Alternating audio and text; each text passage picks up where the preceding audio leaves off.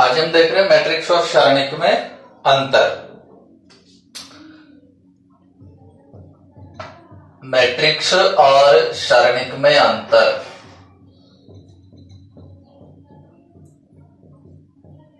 Matrix और सारणिक में अंतर।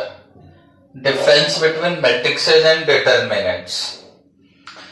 तो पहला अंतर, जो मैट्रिक्स होती है संख्याओं की आयताकार एक क्रम विन्यास होता है, यानी पंक्ति और स्तंभों में व्यवस्थित संख्याओं को अपन क्या कहते हैं, मैट्रिक्स कहते हैं, जिसका कोई भी एक संख्यात्मक मान नहीं होता है, जबकि सारणिक का एक निश्चित संख्यात्मक मान होता है, जिस प्रकार से हम पीछे देख चुके हैं। पिछले वीडियो में सारणिक का जो मान हमने देखा था।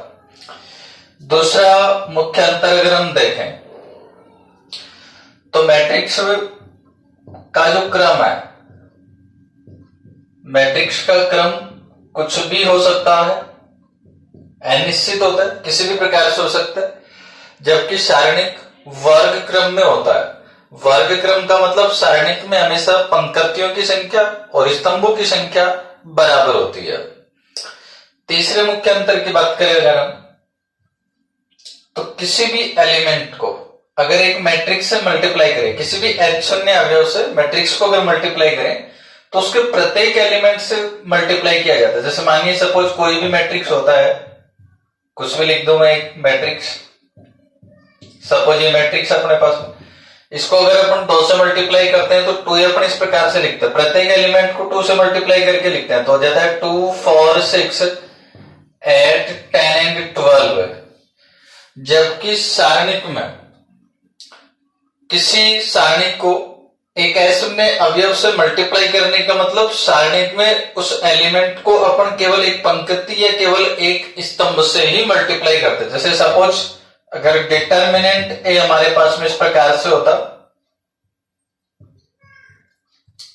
तो इसको मल्टीप्लाई अगर अपन करेंगे तो किसी भी एक पंक्ति से या किसी भी एक स्तंभ से करेंगे, तो 2 डिटरमिनेंट ए इक्वल टू, जैसे मानो मैंने पहली पंक्ति से मल्टीप्लाई कर दिया तो ये बन जाएगा 2, 8, बाकी एज इट इज लिखेंगे अपन। तो यह तीसरा मुख्य अंतर है सारणिक और मैट्रिक्स के बीच में।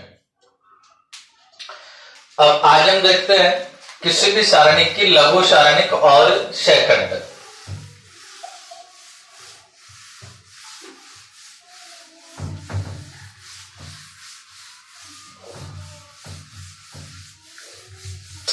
तो अब सबसे पहले हम लोग लघु सारणिक देख रहे हैं।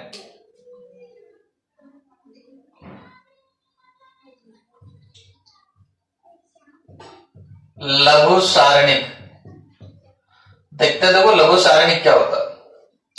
सपोज मैं एक सारणिक लिखता हूं, डिटरमिनेंट ए इक्वल टू, एक 3 क्रम का सारणिक लिख देता हूं, तो A11, A12, A13, A21, A22, A23,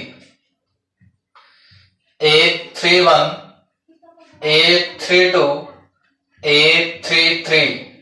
ये अपने पास में एक 3 क्रम का सारणिक है। अब इसके एलिमेंट्स की लघु सारणिक की अगर हम बात करें, पहला A11 का लघु सारणिक, तो हमें जिस भी एलिमेंट का लघु सारणिक देखना है, तो सबसे पहले आप देखिए कि वो एलिमेंट किस पंक्ति और किस स्तंभ में स्थित है। तो जैसे हमने A11 का लघु सारणिक देखा तो पहली पंक्ति और पहले स्तंभ में है, इसलिए पहली पंक्ति और पहले स्तंभ को छोड़ देने पर हमारे पास में जो बच जाता है, इस प्रकार से यहां से ये वाला आ जाएगा A22, A32, A23 and A33। ये अपने पास में A11 का लघु सारणिक बन गया। इसी प्रकार से A12 का लघु सारणिक, A12 का लघु सारणिक इक्वल टू, अब देखिए जो लघु सारणिक है इसको अपन रिप्रेजेंट करते हैं कैपिटल M के द्वारा। तो A11 का जो लघु सारणिक था इसको हम लिख देते हैं कैपिटल M11 के द्वारा। A12 का जो लघु सारणिक है इसको रिप्रेजेंट करेंगे M12 के द्वारा, और ये पहली पंक्ति दूसरे स्तंभ में है तो इनको छोड़ देने पर हमें जो सारणिक मिलेगा A21, A31 and A23 and A33। तो ये जो सारणिक हमें मिल गया ये A12 का लघु सारणिक मिल गया। नेक्स्ट हम देखते हैं A13 का लघु सारणिक। A13 का लघु सारणिक इक्वल टू, इसको आप रिप्रेजेंट करेंगे M13 के द्वारा। M13 तो देखिए पहली पंक्ति और तीसरा स्तंभ तो इनको छोड़ दीजिए, तभी अपने पास में आ जाता है A21, A31, A22 and A32। ये हमें मिल गया A13 का लघु सारणिक। इसी प्रकार से आगे के सभी एलिमेंट्स की लघु सारणिक हम लिख सकते हैं। A21 का लघु सारणिक लिखेंगे तो दूसरी पंक्ति दूसरे स्तंभ को छोड़ देंगे। A22 का लघु सारणिक जब हम लिखेंगे तो दूसरी पंक्ति दूसरे स्तंभ को छोड़ देंगे। A23 का लघु सारणिक जब लिखेंगे तो दूसरी पंक्ति तीसरे स्तंभ को छोड़ देंगे। A31 का लघु सारणिक जब हम लिखेंगे तो तीसरी पंक्ति पहला स्तंभ छोड़ देंगे। A32 का लघु सारणिक जब लिखेंगे तीसरी पंक्ति दूसरा स्तंभ छोड़ देंगे, और A33 का लघु सारणिक जब लिखेंगे तो तीसरी पंक्ति तीसरा स्तंभ हम छोड़ देंगे। इस प्रकार से हम सभी एलिमेंट्स का लघु सारणिक ज्ञात कर सकते हैं। अब हम बात करते हैं सेकंड की, कोफैक्टर्स।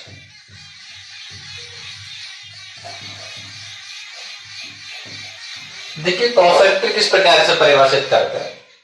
हमने अभी लघु सारणिक देखा, अब लघु सारणिक के साथ में अगर हम एक चिन्ह और डिसाइड कर दें तो हम इसको सेकंड बोल देते हैं। फिर अब वो चिन्ह किस प्रकार से डिसाइड करते हैं वो देखिए। सपोज अपने पास में कोई एलिमेंट ए आई जे, इसका जो सेकंड बनेगा, इसका सेकंड आपके पास में बनेगा -1 की पावर आई प्लस जे एम आई जे। एम आई जे यहां पर इस एलिमेंट ए आई जे का लघु सारणिक है। तो देखिए जैसे A11 का लघु सारणिक मिल गया M11, तो इसका अगर सेकंड देखें, सेकंड को अपन रिप्रेजेंट करते हैं F11 के द्वारा। तो F11 को आप इस प्रकार से लिख देंगे -1 की पावर 1 प्लस 1, 1 1 है तो 1 प्लस 1, और इसका जो लघु सारणिक है M11। इसी प्रकार से जो M12 है इसका सेकंड जब हम लिखेंगे तो सेकंड को आप रिप्रेजेंट करोगे F12 के द्वारा, तो ये बनेगा -1 की पावर 1 प्लस 2 M12। इसी प्रकार से जब आप इस एलिमेंट A13 का लघु सारणिक लिखते हैं तो ये बनेगा F13 इक्वल टू -1 की पावर 1 प्लस 3 M13। ये हमने ज्ञात कर लिया सेकंड। और इसी प्रकार से किसी भी एलिमेंट का लघु सारणिक अगर आपको पता है तो हम उसका सेकंड भी लिख सकते हैं। सेकंड बस केवल चिन्ह लगाना, वो आप देख लिए किस प्रकार से चिन्ह लगाते हैं। चलिए अब एग्जाम्पल्स देखते हैं अपन।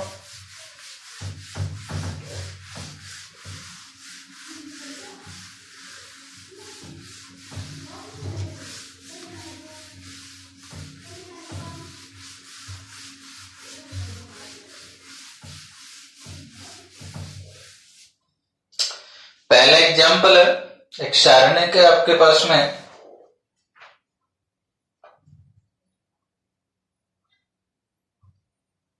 2 2 4 -3। तो सारणिक का मान ज्ञात करिए। देखा था हमने दो क्रम का जो सारणिक होता है उसका मान किस प्रकार से देखेंगे। अग्र विकर्ण के अवयवों का गुणा तो -6,